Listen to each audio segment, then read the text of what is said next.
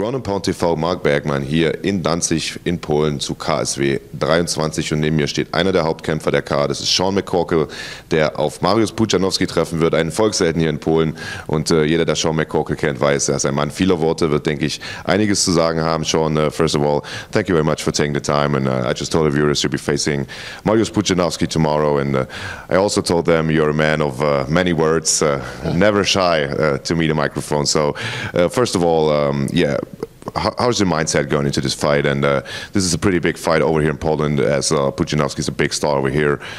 Yeah, how do you feel?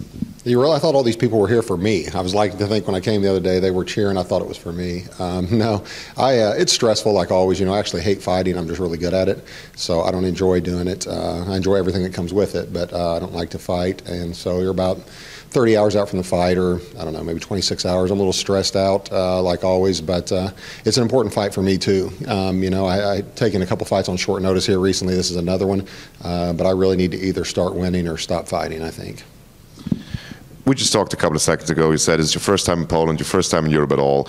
You fought at a big stage in the past in the UFC. Now this might be the biggest stage in Europe, this whole KSW thing, like 15,000 people. Is this something that you have in your mind going in there, or is this something that you're used to? I think it's easier for me the bigger the stage is, for whatever reason. There's less pressure for me if there's more people. Unless it's the co-main event, UFC 124, in your second fight. That was a little tough, you know. But I like the production of KSW, the way they do things. It reminds me of Pride, you know, the way they did it back in the day. And it's a pretty awesome thing to be able to fight in front of that many people. I didn't know the show was this big when I originally agreed to the fight. Until I started watching their stuff on YouTube and I got over here. I didn't expect it to be such a big deal. I'd like to think anything I do is a big deal like that. Like even if I just go to the gym and work out or something, I'd like to think everybody makes a big deal about it. But no, it's really, I mean, my life is surreal, man. It's cool for me to even meet Mariusz. You know, I watched him before I ever started training, before he ever started fighting, before I was fighting. I'd watch him in the strongman contest. So for me, it's like meeting a celebrity, you know, the same it would be for a lot of the fans here. Now, talking about Mariusz Pudzianowski, he obviously has a great reputation as a strongman competitor, but you know, with the hardcore MMA fans, he doesn't have exactly the best reputation as an MMA fighter. What's your take on that? Most MMA fans are mean and evil.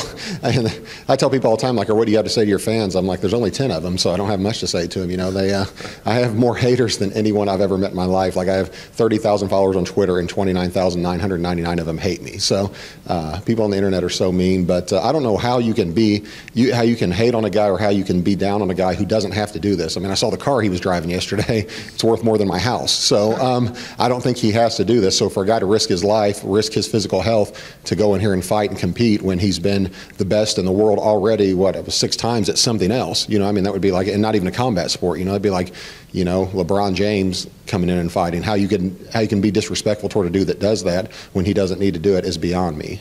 You know, it's, I don't know why he does it. If I had his money, I wouldn't do it, so. But his MMA skill set is a bit limited compared to other fighters. What he has is his physical strength, of course. So what does that mean for your strategy going into this fight? He means he's just like me. No, yeah, I think both of our stand-up is pretty limited. Obviously, I think I've got more technical ability on the ground, but he looks very improved from what I've seen. So I hope to, I think, you know, he said, I don't know if it's just a trick or what, but he said he wants to keep the fight standing. I don't think he'll want to keep it standing once we start exchanging. I can actually fight a little bit standing up. I never show it because the UFC put me with people like Mark Hunt, you know, and stuff like that, and I didn't really want to get my head taken off. So, but I can fight standing up. I'm longer than him, got a better reach. So I expect to hit him a couple times. He'll probably try to take me down, and then that's when I get my best on the ground. Till we both get extremely tired and the fans start to boo. But I don't really think that will happen. You know, at least they won't boo for Pudzianowski, as he's a big star over here. Yeah. So you won't exactly be the fan favorite going into this fight tomorrow. Is this something that you're aware of, and is this something that influences you or influences your fighting style at all? It'll be just like every other fight I've ever fought, I think. I'm not even the favorite in my hometown.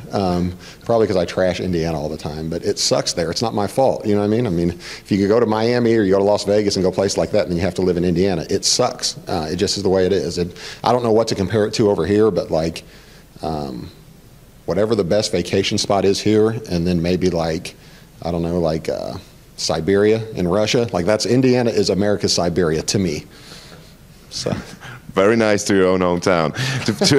To finish this off, Sean, just give Mariusz a last message before you fight.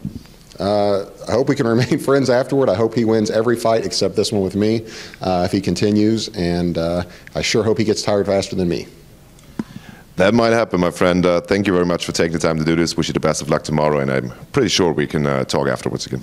For sure. In Indiana, I'm sorry, but it's true.